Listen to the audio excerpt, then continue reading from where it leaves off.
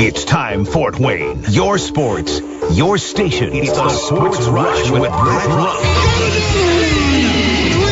Max Landis. Covering all the topics that hit a nerve here in the Summit City. Clark goes 11 yards, touchdown. Only on 1380 The Fan and 100.9 FM. Now here's your host, Brett Rump. The greatest, most interesting, most important person of all time. You are incredible.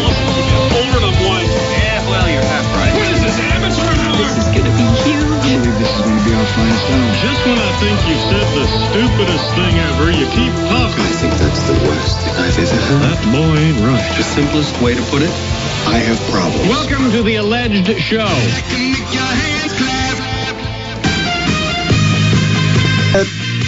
Take you home on a, what is this, a Tuesday? I'm all thrown off. Welcome to the Sports Rush, your daily local sports fix, 4 to 6. I am Brett Rump along with Adam Lundy, and we've got you connected on the Parkview Sports Medicine text line at 260-447-8500, 260-447-8500. Questions, comments, or suggestions. You'll also want to keep that number handy because, well, we've got some ways to win today.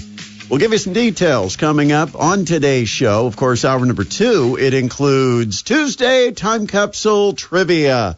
My win streak stayed intact last week, or did it? I don't remember. You lost, my friend. Did I lose last week? I wasn't even here last week. How did I even play last week? John Nolan filled in for me. John lost. Yeah, he was close, but then the listener guessed 1 year. So you're giving me John's loss? Transitive loss. Yeah, jeez. Did you win last time you played? I'm on a bus. Maybe not. It's been 2 weeks. I can't remember. Yeah, we'll just throw it out. No, I think the person who played me played for the first time ever and beat me. Oh, yeah, I do remember now. So we'll have to see if you can get it back on the winning track. Believe me, I have not slept the same since. I do not like losses. I'm looking for a bounce back. So today, Tuesday Time Capsule Trivia comes your way just after 5 o'clock. Also, a couple of very special guests with Dylan Sin joining us to talk Indiana basketball and the big game coming up this Friday with Indiana at Mackey Arena against the Purdue Boilermakers. Also, Kent Sterling to weigh in on a lot of the same, including the situation surrounding Mike Woodson. And will Mike Woodson be the Indiana coach when the season begins next year? We'll ask. Kent Sterling joins us coming up at about 5:20 this afternoon. Once again, our Parkview Sports Medicine text line 260-447-8500. And speaking of Mike Woodson, of course, he had the walk-off. It's not supposed to be a walk-off loss, but is that what we're calling it now? The walk-off incident? The walk-off, yeah. Just, game ends. He's on the way across the court, heading for the locker room. His mind has drifted away from what the responsibility is at hand, and he's thinking about nothing more than getting into the safety and security of the coach's office and trying to put this one behind him. And the fans obviously sending him quite the message for the walk-off. That's the thing is, you walk off, you got the fans all screaming and going crazy, and it's not in the way that you'd really like to have it for a walk-off. But the fans were screaming and going crazy because they were not at all pleased with what happened at the end of that basketball game with the Hoosiers falling to the Maryland Terrapins when Indiana had multiple failures down the stretch. Yeah, it was just a poop show, for lack of a better word. I can't use the other one, but it was not good. Very poorly managed. Yes, a show of poo. Yes, that's what we had. It was just not the best day for Indiana, and it comes at a time when Indiana needs to show something positive. They've got to bring roses, and instead they brought black carnations. It just was not a good day for Mike Woodson, and it ended up with even a worse day as he walked off, and Luke Goody had to stop him and remind him that in college basketball you have a handshake line where you shake hands with the opposing coach. I'm not sure if that was done intentional.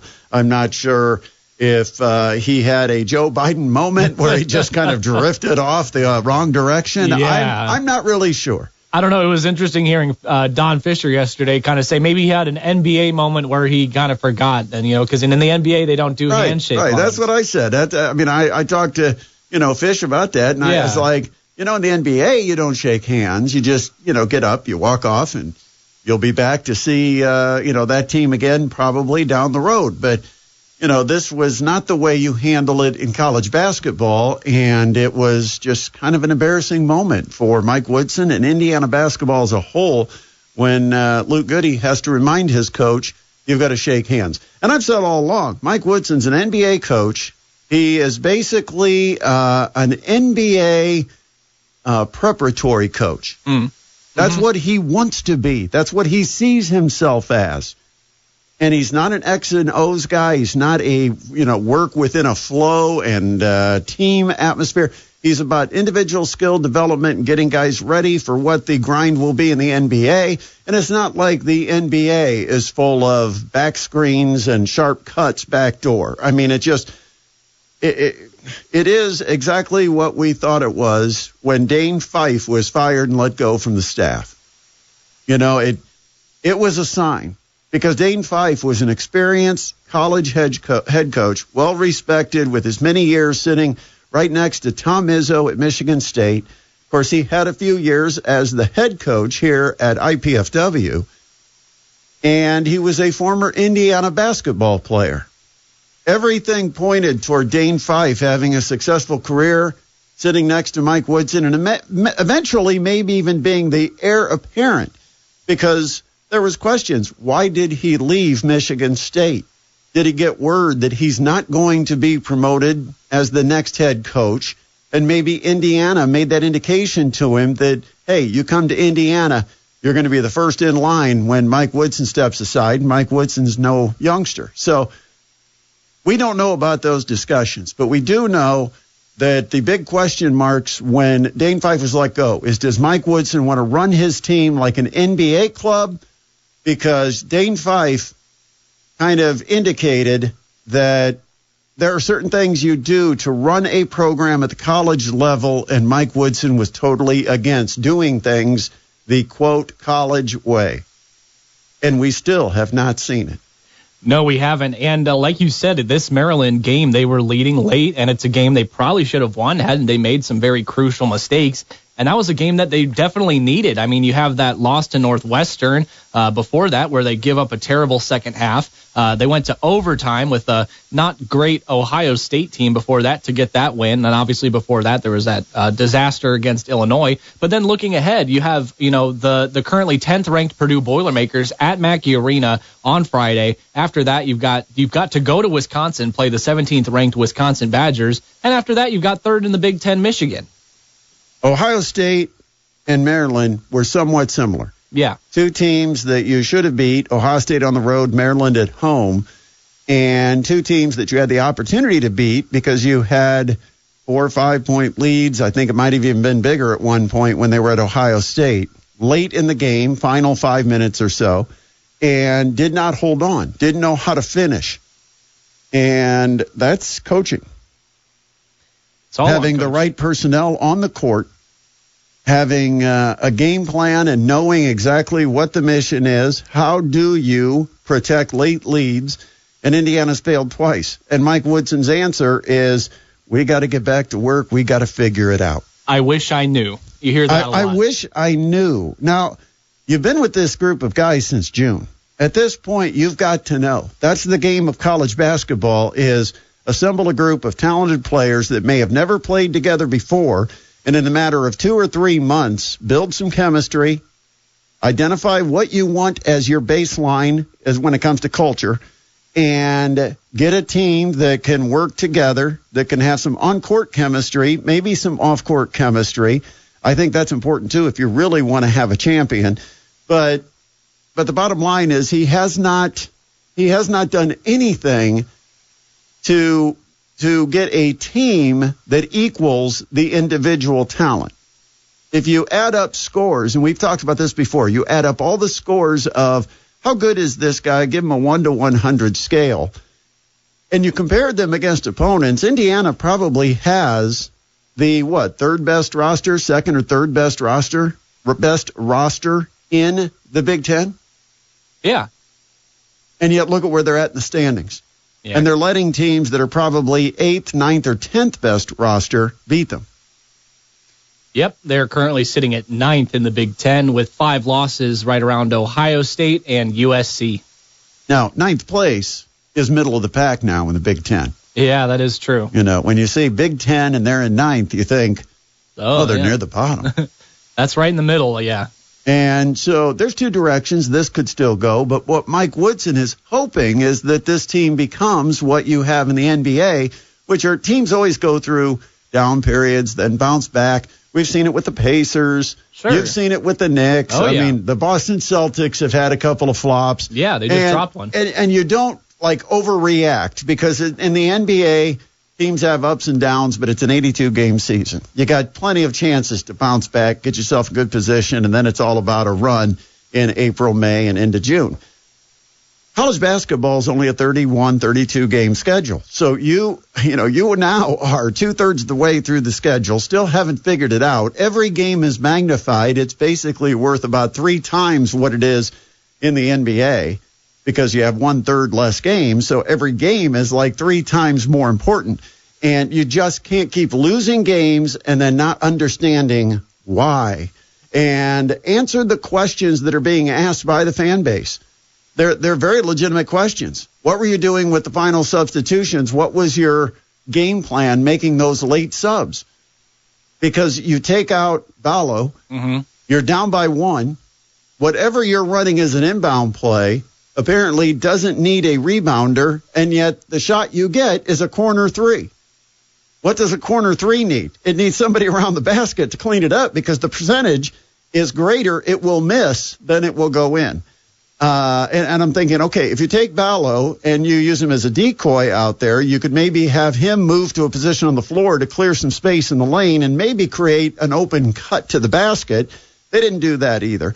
In fact, on that play, 2 players almost didn't move at all on the inbound.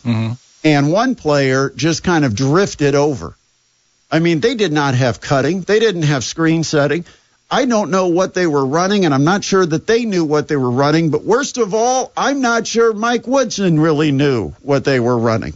And the head coach has to be the one guy that knows. And the reason I'm not sure he knows is because after the game, he tried to say that we made a mistake on it, and that somebody ended up doing the wrong thing, and he kind of called out Miles Rice. And then last night on his coach's show, he said we ran exactly what we had designed to run and just got the shot we wanted and just didn't put it down. And no, you can't flip-flop like that. If you're going to come out and call out a player, be consistent, tell us what the play was designed to do, and maybe somebody screwed it up. It's going to happen.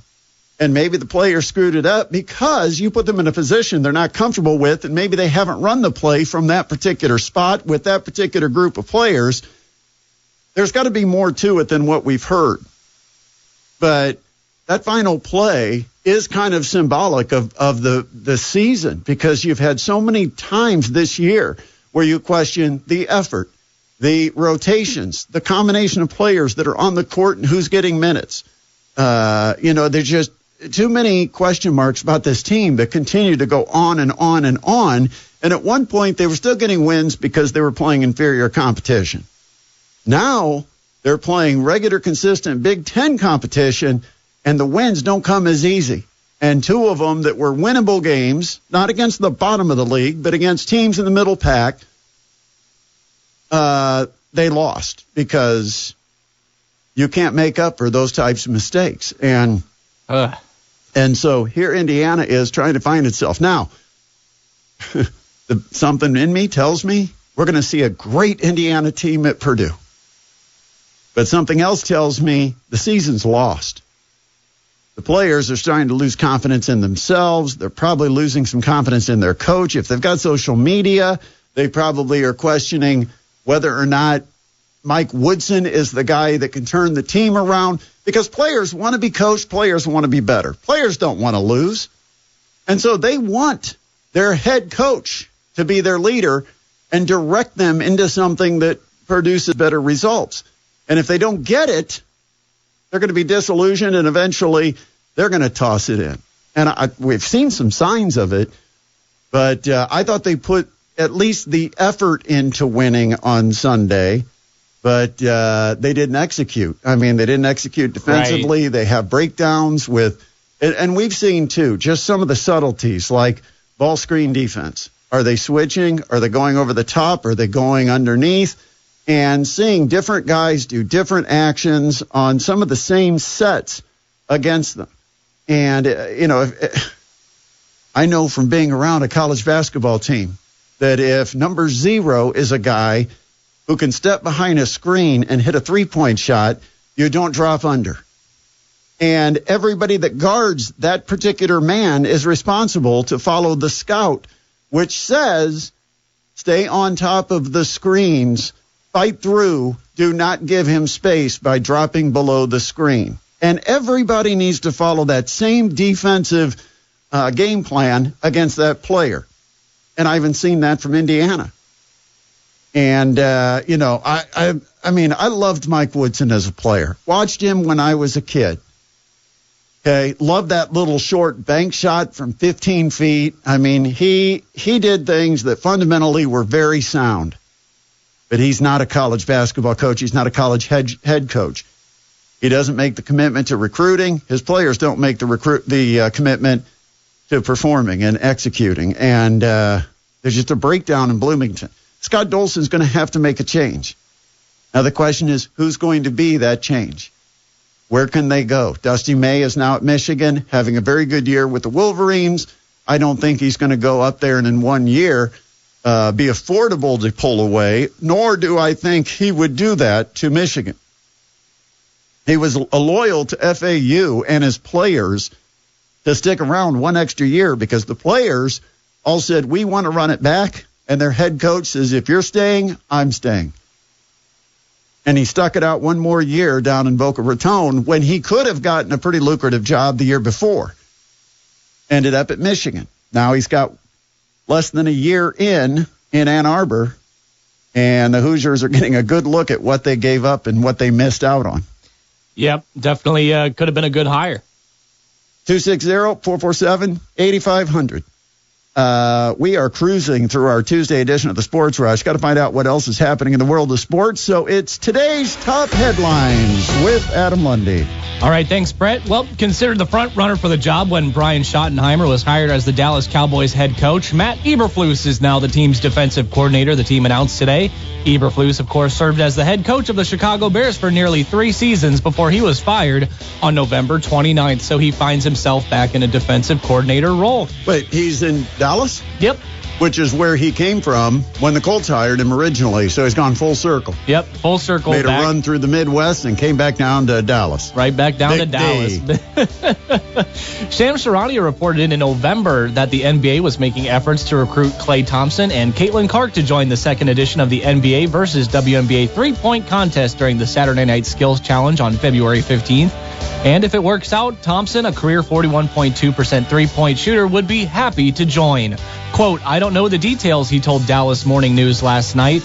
Quote, but if the opportunity presents itself, that'd be cool to be a part of. So something to keep an eye out for at the All-Star event. Russell Wilson and Drake May were named as replacements for Josh Allen and Lamar Jackson on the AFC roster for the Pro Bowl. And Tampa Bay Buccaneers quarterback Baker Mayfield was named as the replacement for Commanders rookie Jaden Daniels on the NFC roster. One more story. It's kind of national news, but the Sacramento Kings are expected to open up talks to potentially deal All-Star De'Aaron Fox ahead of the February 6th trade deadline. There will be plenty of suitors, but it's believed that Fox has a target destination in mind ahead of the free agency. Those are your stories today, Brett. There we go. Today's top headlines with Adam Lundy. Still coming up on the show, Dylan Sin joins us in about 15 minutes. Also, hour number 2, Ken Sterling. And your chance to win Tuesday Time Capsule Trivia coming up just after 5 o'clock. Coming up next, another chance to win. And we'll give you details when we return with the Sports Rush on 1380 The Fan and 100.9 FM. This is Maria Marquesano, head women's basketball coach at Purdue Fort Wayne, and you're listening to the Sports Rush with Brett Rump on 1380 The Fan and 100.9 FM. Road week for the women at Purdue Fort Wayne. Maria Marquesano will take her squad to Youngstown State and Robert Morris. Of course, the men have a huge week this week. We'll talk more about that coming up, but for the women, I was thinking about this last night. Okay, they had a tough November, and they lost those 3 games in a row in that MTE they were in. All 3 were close games, but they lost those 3. They haven't hardly lost since. I mean, it's not a team that's on absolute fire. undefeated in the Horizon League. They are 11-0 in league play. They're undefeated at home, and they are now 16-5 overall. Their record. I mean, it's just crazy. 13 straight wins that they have had. And it's almost like they could be even better. I mean, they lost to Kentucky, who at one point was like 16-1. I think they lost their last game. They're now like 16-2. But they lost at Kentucky 79-67, and that was a game that was a pretty even battle all the way into the second half. But the Wildcats, there they are. They're 17-2 now. But the Mastodons have wins over the two teams that have consistently been the champions in the Horizon League over the last 3-4 years, Green Bay and Cleveland State. So they've got those wins over each of them individually. But here's the real advantage to Purdue Fort Wayne is that Green Bay and Cleveland State still have to play each other twice. That means those two teams will have to somehow split 2 losses between them because they're not going to both win. So that's 2 losses that will be handed to those two teams, and already the Mastodons have a 1-game lead over Green Bay and a 2-game lead over Cleveland State. And so the Mastodons in really good shape by getting those early victories over both Green Bay and Cleveland State. And, oh, by the way, that Green Bay-Cleveland State game, that comes up Thursday. All right, coming up soon. Would you say it's the biggest day of the year for Cleveland State basketball with the women at Green Bay and the men here in Fort Wayne to play on ESPNU against the Purdue Fort Wayne Mastodons? That is a huge day for Cleveland State basketball. It also starts a big week for Purdue Fort Wayne basketball. The men will not only have that Cleveland State game where the Vikings are right now 10-1 and leading the Horizon League by 2 games over the Mastodons and Milwaukee, as the Dons and Milwaukee both have 8-3 records. Mastodons do have a victory over Milwaukee earlier this season, but after the Dons play Cleveland State at home Thursday night at 9 o'clock, on the road this weekend to Milwaukee. Yeah, definitely another huge week. So not just the Cleveland State game on Thursday, another one. This week will potentially decide a lot of things. First of all, if the Dons win both these games, they may be on track to claim a regular season championship in the Horizon League. Now, there's plenty of basketball still left, and I hope Coach Kaufman's not listening to this because he'd be upset with this kind of talk. Sure. But you got to keep it real as well, right? Yeah. You get victories over both of these teams, and all of a sudden you're gaining ground on Cleveland State. You'd only be a game behind them with 1 game head-to-head still to be played. You'd have the tiebreaker over Milwaukee by virtue of having 2 wins over the Panthers. And then you'd probably have a game or 2 lead over the rest of the field in the Horizon League. So, this is huge for Purdue Fort Wayne this week. And, of course, that game Thursday night, biggest game that the Dons have played at home since the Indiana game. I kind of feel that way because national television audience, much like you did when Indiana came to town. You had the Big Ten Network. This time around, you've got ESPNU. You've got a team that was a preseason pick to be a favorite in the Horizon League. You've got a team they're playing that so far is 10-1 in the league and has won 12 straight games, which is the second longest winning streak in the country behind only Duke. And so, this is huge. And I've told you here that the quality of basketball we have in this town, it far surpasses the amount of fans that attend the games. It shouldn't be that way. No. We've got a town in an area with 400,000 some people, and the Dons have consistently got 12 to 1,500 at their games. And that's just shameful because this brand of basketball, as many Indiana fans and Purdue fans that we have in our area, to not be supporting the local team. And it's okay. You could be an IU fan. Oh, yeah. Just because it's Purdue Fort Wayne doesn't mean that you're betraying the Hoosiers if you're an Indiana fan. No. Or if you're a Purdue West Lafayette fan, you can still support the local team. Absolutely. And at one point, that's why the Mastodons tried to brand as Fort Wayne, because they thought, okay, we don't want to associate with the universities because it got half the fan base that's Indiana fans, half the fan base that's Purdue fans. Right. It doesn't matter. Nope. It's a different team, different program, different school, and come on out and support your local product because it's an exciting product. I mean, they're number 2 in the country in fewest turnovers per game. Fundamentally, a very sound basketball team. And they play at a very fast pace. They do. It's a lot of fun. A lot of up and down basketball. They're number 5 in turnover margin, so they force turnovers. They also don't commit them themselves. They are number 6 in the country in three-point percentage. Always fun when you got teams that can drop in the triple. They are 4th in the country in number of three-pointers per game. They're number 12 in the country in assist-to-turnover ratio. They share the basketball, and they have been hitting 42.2% of their three-point shots in Horizon League games. 42.2. There's an IU fan out there that's listening right now that just choked on whatever they're drinking. Because they don't have a player, I think, that hits 42.2. And the Dons are doing it as a team. Jalen Jackson is 50% from three-point in Horizon League and averaging over 22 points per game in league action. I can tell you right now, the highest three-point percentage on the Indiana Hoosiers men's basketball team belongs to Anthony Leal at 44.4%. Right behind him is Luke Goody at 41, but then after that, but that means only one player's over the 42.2. Yep. And only Leal's got how many shots? 18 or something. Hold on. We'll figure it out. Give me a number. He's probably like 8 for 18 or something. Yeah, let's see. I got it here. He is 4 for 9. Oh, he's half that. Yeah. So the 4 for 9 guy is the only guy on the Hoosiers that shoots better than the Dons do as a team over the course of 11 games in the Horizon League. Somebody texted into the Parkview Sports Medicine text line 260-447-8500. They say, are you giving away any more free tickets for Thursday night? I don't know. Here's the thing. I want Fort Wayne to get behind this team because I don't want the Mastodons to have to make the tournament before you decide you're a fan. I want your support to be a key part or reason as to why this team gets over that hump. Because every college basketball team gets into their season with the hopes and dreams of doing one thing. They just want to dance. That's it. Just want to dance. Let's dance. Like David Bowie said back in the early 80s, let's dance. Let's make this the year.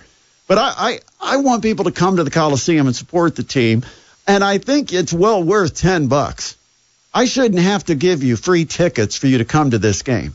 You've got the number 1 team in the league. You've got the team that was picked preseason number 1. The Mastodons are 15-7 overall, and remember, that includes 3 losses to UCF, Penn State, and Michigan. 3 power programs, which are on the schedule primarily not because you expect to get wins. They're on the schedule because they help you make budget.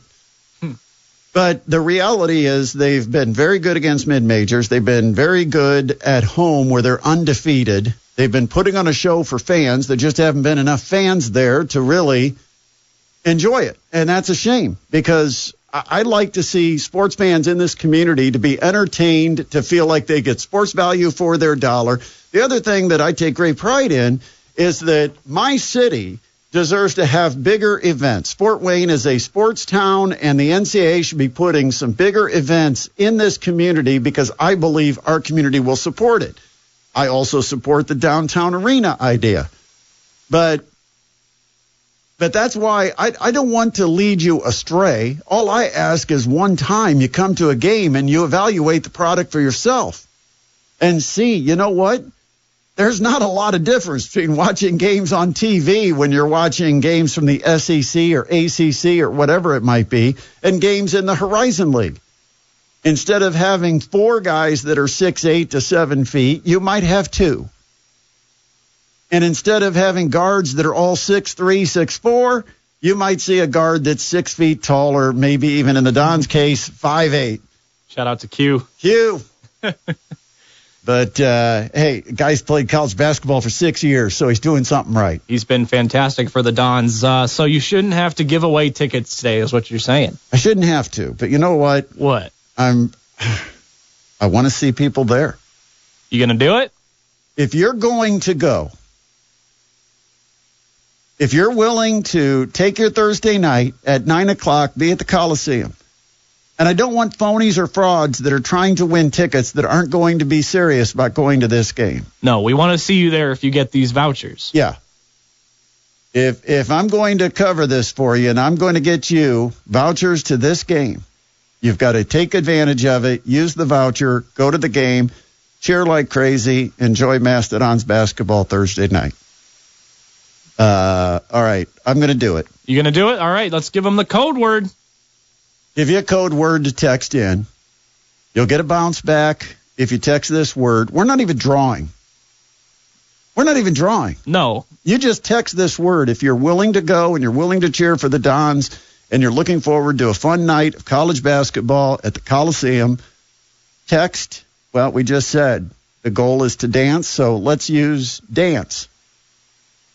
Let's do it. Keyword dance, D-A-N-C-E. At 260-447-8500. 260-447-8500. Text dance. That's all you've got to do.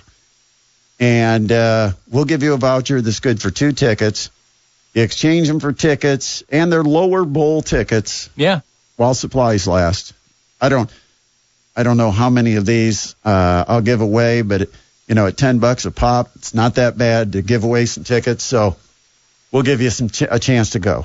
Yes, sir. Gotta go, though. Gotta go. Want to see you there. I want to have you give me a holler, and I'll give you a wave. But we'll be there on Thursday, and I hope you are too, because it is, to me, the best value in town. Yep. And if you haven't been, you're missing out, and this is a chance for you to not risk anything, to come out and see. I'm not going to pay for your parking, you cheapskate. You will have to pay for parking. Did we get a parking coupon with that? Shout out to the people already texting in, grabbing some of those vouchers. We hope to see you there. Yep, I definitely do. I think you'll be pleasantly surprised. I mean, and this just in. The Dons, knock on wood, fingers crossed, are hoping for the return of Eric Mulder. Oh, that'd be huge. Literally. They're hoping. No promises, no guarantees. Going to be a game time decision, but we've seen him practice a couple of, or be on the court for the warm-ups the last couple of games, and you might get the return of 6'9" center Eric Mulder. You might. Not guaranteed. Somebody said they think you're a little cranky today. I think you might have fooled them. I think you might have just thrown them off with your whole rant there about the about Woodson or about attendance for. I don't think that. I wasn't meaning cranky, but because you're in my mind, I'm trying to do a favor to the listeners. I'm trying to give you it's like insider trading, right? I'm giving you a tip on a stock that you might not know anything about, or you may have a preconceived idea about it that's wrong. And so I'm trying to share with you something that you're going to find to be very entertaining and add a lot of value and fun in your life. And I'm asking why you didn't do it earlier. It takes me giving away tickets for you to come and enjoy Mastodons basketball. I mean, this is the best mid-major team over the last decade. Nobody's won more games in mid-majors in Indiana than the Purdue Fort Wayne Mastodons. Not Ball State, not Indiana State, Evansville, Valpo, none of those. None of them. All right. What's the word? Dance. You can text that to 260-447-8500, and we'll get you a voucher good for 2 tickets to the Mastodons Cleveland State game Thursday night, 9 o'clock tip. And it will be on ESPNU, so paint your face. Wear your best shirt. We aren't going to require that. We're requiring you paint your face and get a Sports Rush tattoo. Oh, That's all part of getting these. No, I'm just kidding. Do not get a Sports Rush tattoo. Well, Well, I guess I'm not going to tell you can't. There's just no extra prize. There's no extra prize. You just have a cool it's not tattoo. a qualifier to win. Oh. No. We will get you the voucher. Just simply text DANCE to 260-447-8500. All right, we've got Dylan Sin, right? Getting very impatient. yeah. He's in the green room right now. He's in the green room, and he's getting a little fidgety. So we'll get Dylan Sin to join us next. It's a Sports Rush on 1380 The Fan and 100.9 FM. Welcome back to the Sports Rush, your daily local sports fix 4 to 6. Technical issues here in the studio, and hopefully we are still on the air. We don't know what's happening. We've completely lost everything that we've got going through our computer. I'm still here. But the only thing is, I don't think we can get Dylan. No, and I don't think we'll be able to play our commercials either. So we're going to have to go ahead and I'll call our engineer and we'll go from there. Yeah, because we're a couple of dummies when it comes to what's happening on this. And the problem is it takes a little while for us to kind of figure out, are we playing it and not hearing it? Is it not playing at all? And so we had to do some checking. And so if you heard some, what we call in the business, dead air. Yeah, that was us just testing your patience to see how long you were willing to listen to nothing before we came back. So if you're with us right now, 260-447-8500, 260-447-8500, that is the Parkview Sports Medicine text line. And as we were saying, before we went to silence, that beautiful silent break that we gave you, and I hope it was entertaining for you as much as it was for us, you can win tickets to the game coming up Thursday night at the Coliseum. Just text DANCE to 260-447-8500. And trying to listen to two things at once because we're trying to figure out where do we go from here, because now we're really perplexed. We're not sure if we can have a guest. Yeah, I'm also not sure if we can throw it back to commercial. We might try, should we try Fox Sports Radio if we go to commercial? I'm not sure, my friend. We don't know if that will. We really are not sure the depths of this issue or what the issue is. We've done this for 9 years, so we're not new at this. We are not.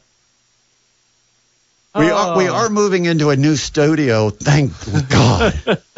Yeah, it'll be finally nice to not have a soundboard from the 1970s and maybe 80s if we're lucky. But so far in today's show, you've turned the mic on and it didn't turn on, and so you had to hit the button. Great. Yeah, you had to bang on the button to get it to work. And then you pushed the button for the commercials, and absolutely nothing happened. You should go after Billy Donovan. Is a text. Did someone text us? Someone texted us. Well, maybe we're on the air, actually. Well, we are. Our microphones are on the air, Brett. It's just our commercials. Really? And our board. Yeah. Oh, well, yeah. Thank God you clarified, because I was just about to break into a rant. Donovan, again, we talked about him the last time when they hired Woodson. Right. And, I thought might be somebody to talk to, but... the problem is it was like the Bulls weren't doing that well, and so you thought maybe the Bulls would be willing to part with him, and maybe it'd be a good thing for both sides to get a split. Maybe Donovan would be the guy, but it's gotten worse. Yes, it has. And so I'm not really sure if he is the guy.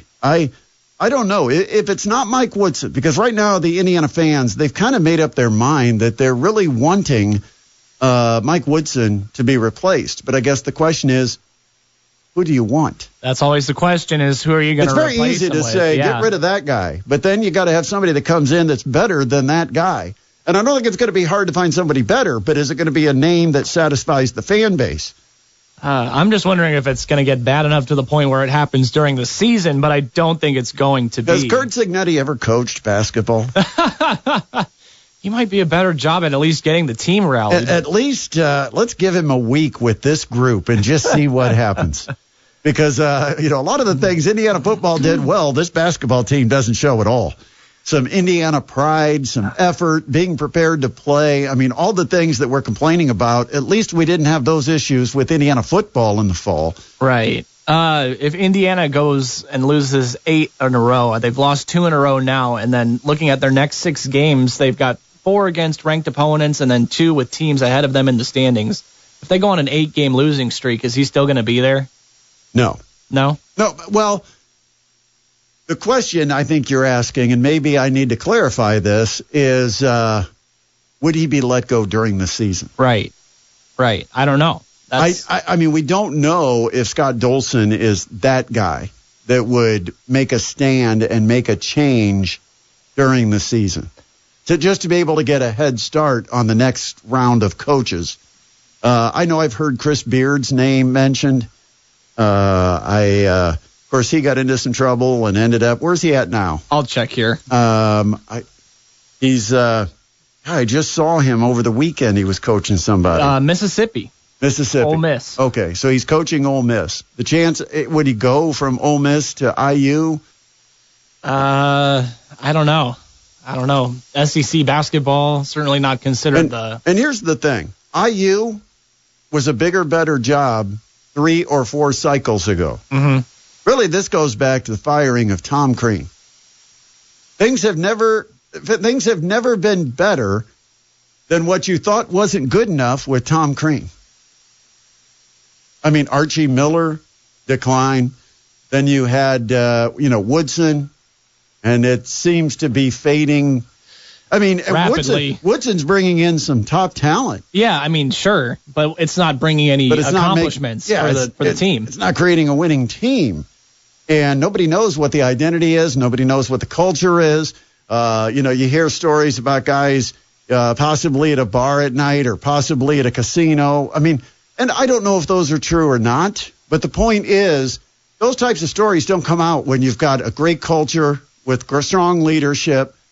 They just don't come out. Yeah, you don't hear that about a Purdue player. You don't hear that about a Purdue Fort Wayne player. I mean, it comes from leadership. Yeah, and so I don't know what the truth is not being there. Yeah, and I mean we hear rumors about Woodson not running practices by himself, leaving it to the assistant coaches. Assistants run practices. They're not real well organized or prepared for a real discipline. Do you remember when Don Fisher came on at football season? In fact, the very first visit with Fish, he said that this was going to be a different team and that he had optimism, but he was trying to suppress it.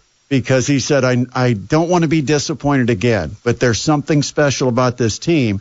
And I said, what is it? And he said, it's just everything.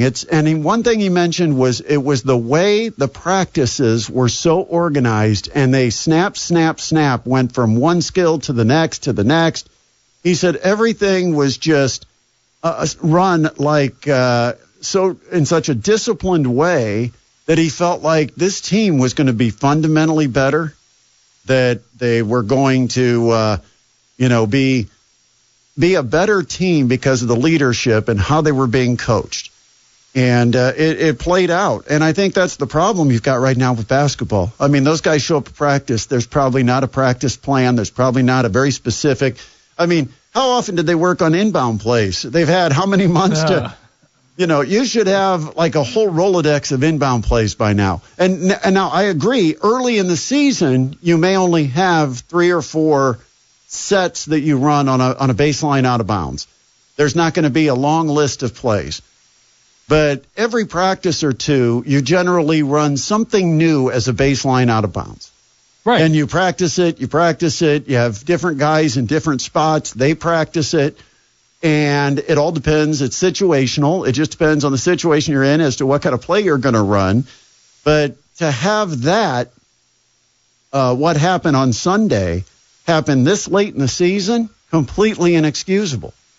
It is. I mean, a huge part of preparation is late game situations. I mean, I feel like every practice there's at least some portion dedicated to late game situations or just in game situations for specific situations where you need to run a certain play, and we didn't see that.